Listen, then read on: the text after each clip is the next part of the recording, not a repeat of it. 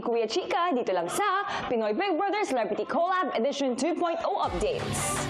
Hello mga kapuso at kapamilya, ilang gabi pa bago ang New Year pero inunahan na ni Kuya ng pasabog na announcement sa mga housemates. Nalaman na nga ng mga housemates kung sino sa kanila ang mga nanganganib na lumabas ng bahay.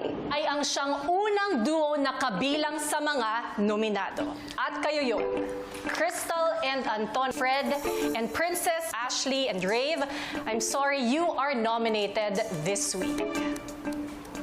At dahil bilang na naman ang mga araw ng pananatili ng ilan sa kanila sa loob ng bahay, ang mga housemates mukhang may na-miss. Ano kaya ito? Opo, kuya. Madami po! May guest! Pati aso ko. Huh? Garden area? Yes! Yes! Yes! Yes, kuya! Ah! Wow!